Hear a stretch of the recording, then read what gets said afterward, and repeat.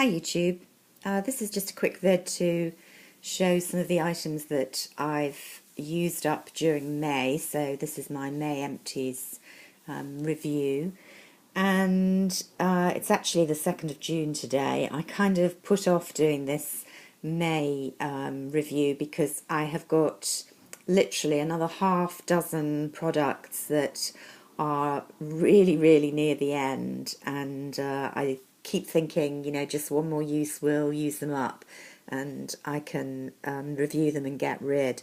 But it's become clear that they're going to drag on into June, so I guess I'll have a few items next month that I've had for a long time going, including, very excitingly, a makeup item, because it's really rare for me to finish up an item of makeup. It just takes me years and years and years to finish things, and I often end up throwing things away before they're finished because they've gone off or whatever, and I've got a couple of those that I'll show you in a minute.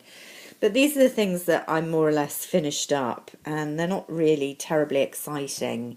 I had a really cheap foot scrub by Cotton Tree, which I think I bought in a pound shop for 99p. I have a lot of trouble with my feet at the moment. I've got eczema on one foot, rather bizarrely, and eczema on your foot looks rather different from eczema anywhere else. It's not kind of red and inflamed, but you basically get little bumps under the skin that then peel and are really annoying, very itchy. And I've tried all sorts of things and it doesn't work, and I'm not really very sure whether exfoliating helps or not.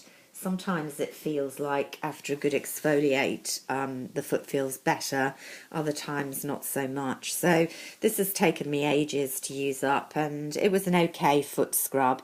I'm using up some other Bliss foot products that I had, and I'll talk about it a bit more when I finish those quite soon. But I'm honestly getting to the stage where I think probably it's not worth having a separate scrub for your feet, and that one that is for the whole of your body does just as well, certainly for me.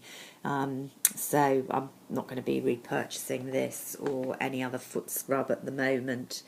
One thing that I will maybe repurchase in the future, not immediately, is La Roche-Posay hand cream.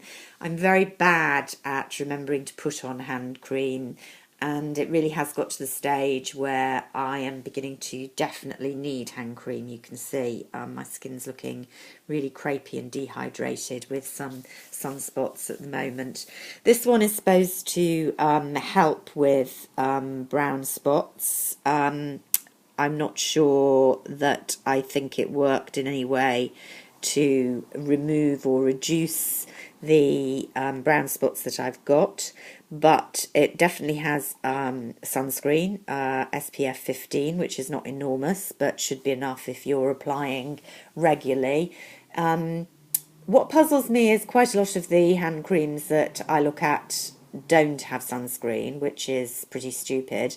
The ones that do don't appear to, and I mean by that in my experience, sunscreen is always detectable in a product because it does give that slight stickiness or tackiness that doesn't immediately sink into the skin, but I guess is part of the protective layer, and it often has quite a distinctive smell, and this has both.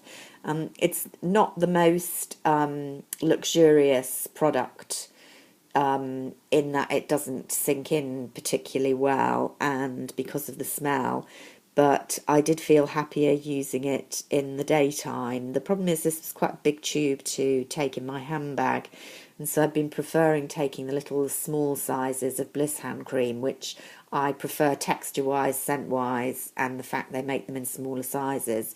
Downside is no SPF, so really not so much use as a day hand cream. So I haven't really got that one sussed yet. I'm really looking for a nice daytime hand cream with SPF. I say daytime because obviously at night it doesn't matter whether it's got an SPF in or not. You just want something that's really moisturising to put on your hands as a kind of treatment cream overnight.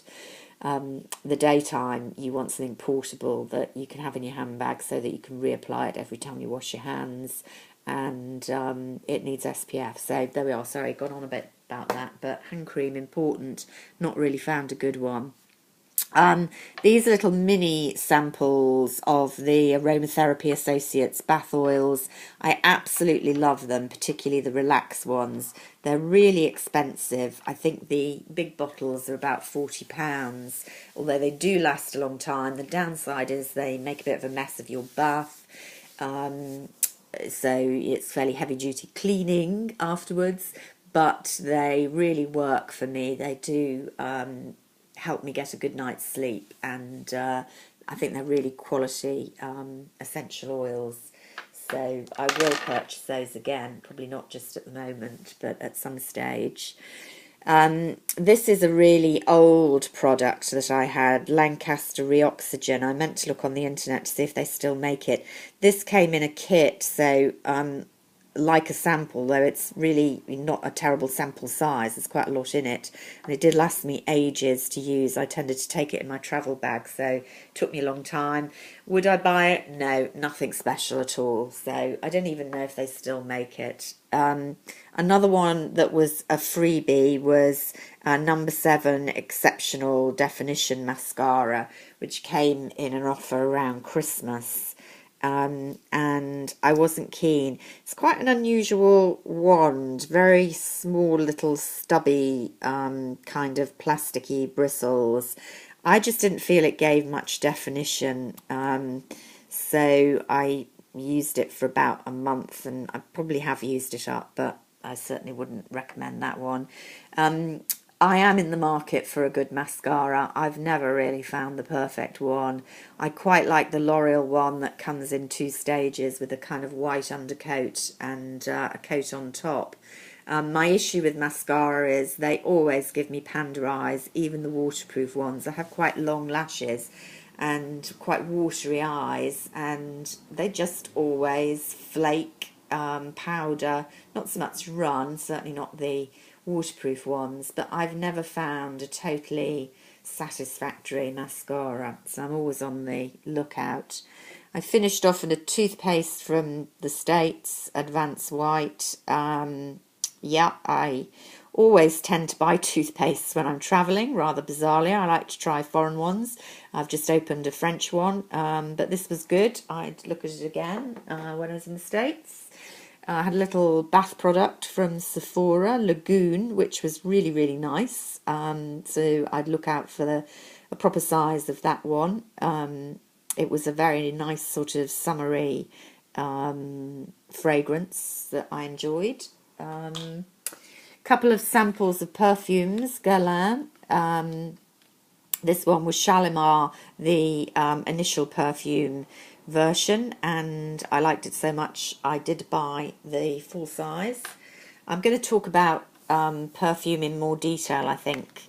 I've got a whole load of samples that I want to show you and talk about in separate blogs, but this was another one. La Petite Robe Noire is a new one, relatively new, from Guerlain.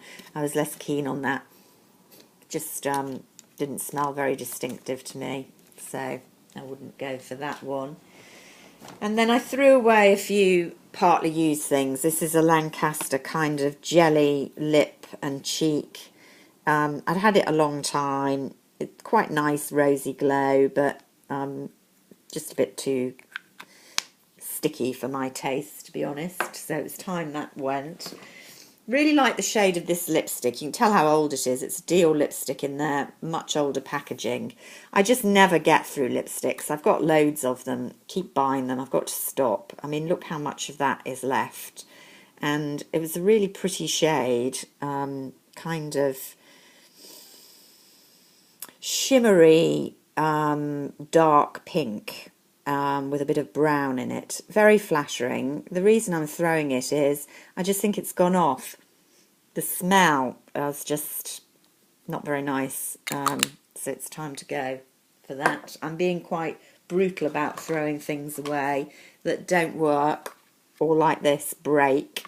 This is Mally, and this is her take on powder. Completely horrible, cheap container. It's basically just a silicone block which she promotes as some revolutionary concept. when Benefit have been doing it with Dr. Feelgood for, over a decade to my knowledge. So I don't know how she gets away with this. This is totally new and innovative. It does, of course, fill in your pores, but the downside, it gives you that kind of silicone-y feel. The real reason I'm junking it, because I did use it, was the cheap and horrible packaging. It's not cheap, I might add. I dread to think how much this actually cost. About 25, well, maybe 30 quid, I'm not sure. It may have been that this was part of a gift size, but that's what she actually charges on QVC, and it's just real cheap, tacky, horrible packaging.